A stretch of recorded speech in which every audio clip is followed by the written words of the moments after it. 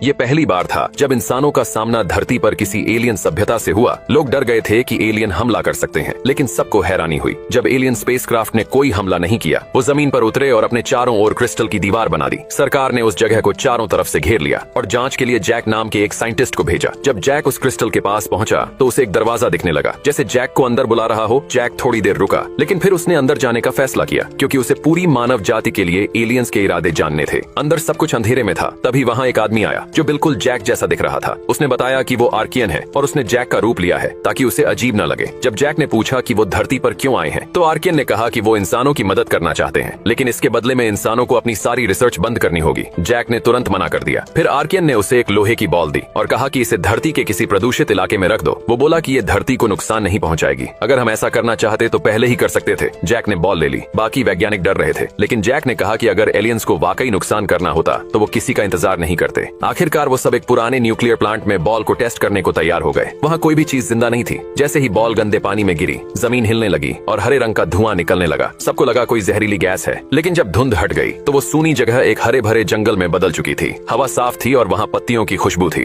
जांच से पता चला कि वहाँ की जमीन अब पूरी तरह साफ हो चुकी है। लोगों को लगा कि शायद आर्कियन सच में अच्छे हैं, लेकिन जब जैक इस दोस्ती के बारे में सोच रहा था तभी कुछ चौंकाने वाला हुआ। एक पुराना अंतरिक्ष यान जिससे 1 साल पहले संपर्क टूट गया था, धरती पर वापस लौट आया था। अंतरिक्ष यात्रियों का स्वागत हीरो की तरह हुआ, लेकिन जब उन्होंने आर्कियंस का नाम सुना तो उनका चेहरा डर से पीला पड़ गया। उन्होंने बताया कि वो एक ऐसे ग्रह पर गए थे जहाँ ऐसा ही क्रिस्टल बना था, लेकिन वहाँ के सब लोग एलियंस में बदल चुके थे।